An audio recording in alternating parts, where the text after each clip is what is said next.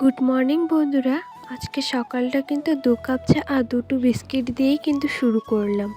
সকালবেলা কিন্তু বাসি কাজ সেরে কিন্তু চলে এসেছি রান্নাঘরে চা করতে। সকালবেলা আজকে একটু চা খেয়ে নেব।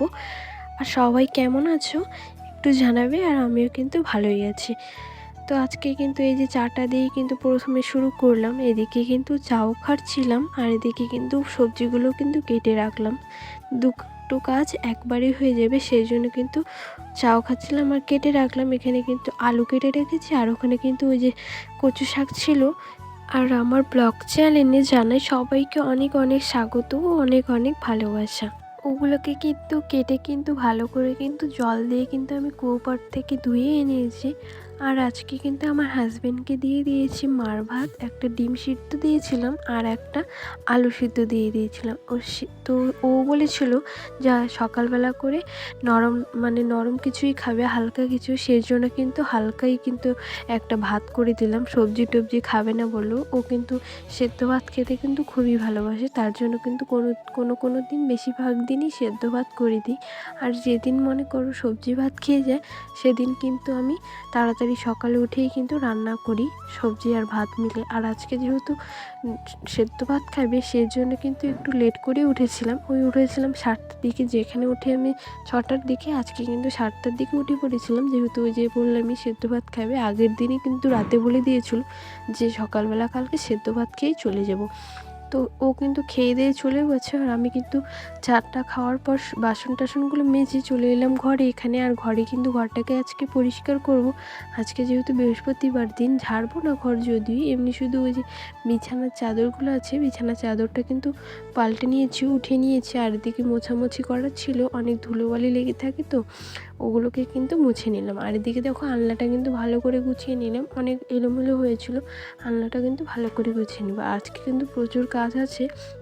আর এখন কিন্তু আমি কাজবাজ করে কিন্তু রান্না বসাবো দুপুরের জন্য। তো চলো কাজবাজগুলো করি। আর এই যে দেখো আমার এই যে রুমটাকে পরিষ্কার করে কত সুন্দর লাগছে। যদিও বেড কভার পাতিনি, বেড কভার পাতলে আবার ভালো লাগতো। তো যাই হোক, সুন্দরই লাগছে। দেখো ঘরটা পরিষ্কার পরিচ্ছন্ন, এরম পরিষ্কার থাকলে কিন্তু খুবই ভালো লাগে।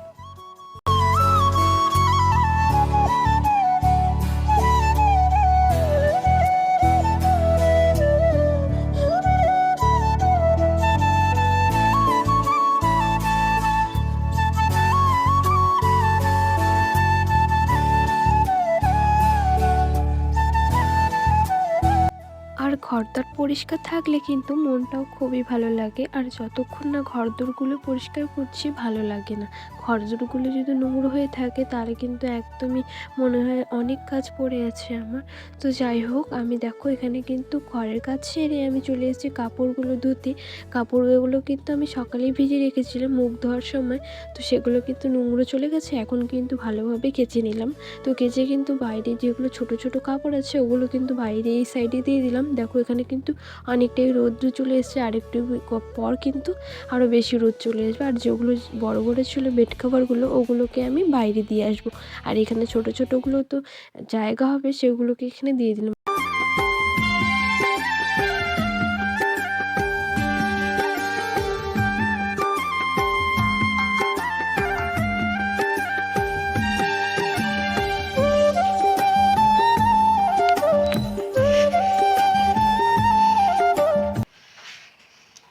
স্নান টান সব কমপ্লিট, এখন হলো ঠাকুর পুজোটা দিয়ে এলাম আর কি। আর এখন চলে যাব আমি রান্নাঘরে কিন্তু এখন আমার রান্না বাকি আছে, রান্না করতে হবে গিয়ে। তো চলো রান্না বান্না করি।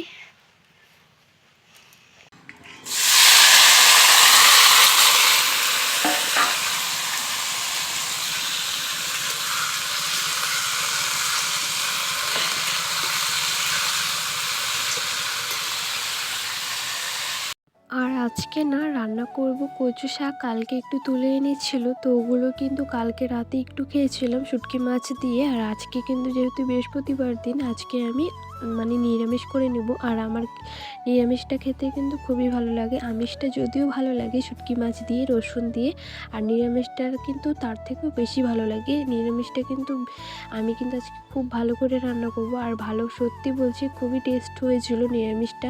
দেখো প্রথমে কিন্তু কালো জিরে যদিও ছিল না, কালো জিরে দিলে কিন্তু খুবই ভালো হয়।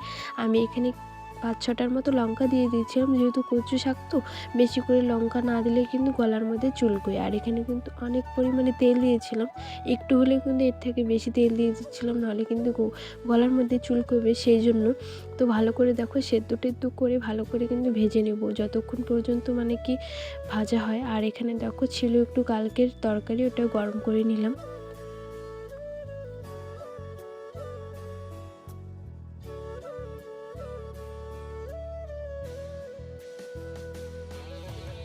নিলাম, ভাত খেয়ে নেবো। এখানে আছে আলু ভাজা, আর এখানে দেখো কচু শাকটা। আর এই যে লবণ ছাড়া কিন্তু আমার ভাত খাওয়া সম্পূর্ণ হয় না, সেই জন্য কিন্তু লবণ নিয়ে নিয়েছি। আর এখানে যে কালকের সবজিটা। তো চলো খেতে থাকি, পরে তোমাদের সাথে আবার কথা বলছি। সন্ধেবেলা বরমশাই নিয়ে এসেছিলো এখানে মোমো, অনেকদিন ধরে খাইনি, তো খেতে ইচ্ছে করছিল, তার জন্য কিন্তু তাকে ফোন করে দিয়েছি, আর সে কিন্তু নিয়ে এসেছে। আর মোমোটা এত পরিমাণে টেস্টি ছিল, চিকেন মোমো এত পরিমাণে টেস্ট ছিল কি বলবো তোমাদের। এরকম মোমো হয়তো আমাদের এখানে কমই পাওয়া যায় দোকানগুলোতে, এই মোমোটা কিন্তু খুবই ভালো ছিল। তো যাই হোক, মোমোটা কিন্তু সন্ধ্যাবেলা খেয়ে নিলাম, আর এখানে কিন্তু চলে এসেছে। আর এখন বাজে কিন্তু 6টার মতন, 6টা বাজে।